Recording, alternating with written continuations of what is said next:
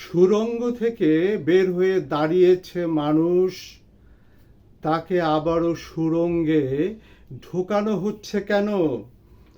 গুহা থেকে বের হয়ে দাঁড়িয়েছে মানুষ, তাকে আবারও গুহার ভিতর ঢোকানো হচ্ছে কেন?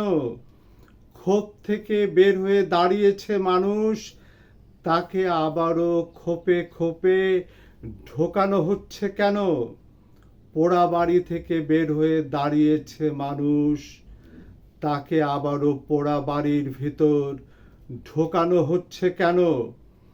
দাঁত লাগা অবস্থা থেকে বের হয়ে দাঁড়িয়েছে মানুষ, তাকে আবারও দাঁত লাগা পরিবেশে ঢোকানো হচ্ছে কেন?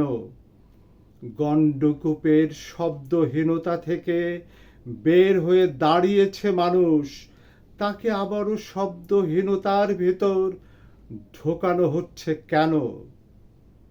মিথ্যে হয়ে যাবে এতদিনের সূর্যালোক নিয়ে বেঁচে থাকা, মিথ্যে হয়ে যাবে এতদিনের আকাশ প্রান্ত নিয়ে বেঁচে থাকা, মিথ্যে হয়ে যাবে এতদিনের ঘন বিথি নিয়ে বেঁচে থাকা, মিথ্যে হয়ে যাবে এতদিনের কল্লোলিনী নিয়ে বেঁচে থাকা, মিথ্যে হয়ে যাবে এতদিনের ঝুলন পূর্ণিমা নিয়ে বেঁচে থাকা, মিথ্যে হয়ে যাবে এতদিনের নবীনতা নিয়ে বেঁচে থাকা, মিথ্যে হয়ে যাবে এতদিনের প্রাণশক্তি নিয়ে বেঁচে থাকা, মিথ্যে হয়ে যাবে এতদিনের বোধভাষ্যী নিয়ে বেঁচে থাকা।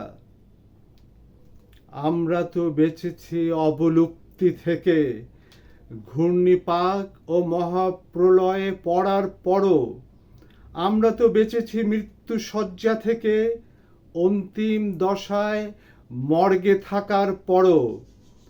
আমরা তো বেঁচেছি ভৌতিকতা থেকে, জ্ঞান শূন্য পাথরে মাটিতে পরিণত হওয়ার পরও। আমরা কি ছেড়ে দেব মানুষ খেকোর কাছে আমাদের শিশু সন্তানদের?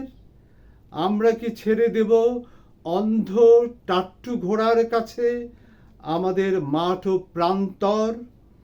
আমরা কি ছেড়ে দেব বুনো কুকুরের কাছে আমাদের কুঞ্জবন? আমরা কি ছেড়ে দেব শুঁয়োপোকার কাছে আমাদের বীজ ও বীজতলা? আমরা কি ছেড়ে দেব কাঠ পিঁপড়ের কাছে আমাদের মাথার মগজ?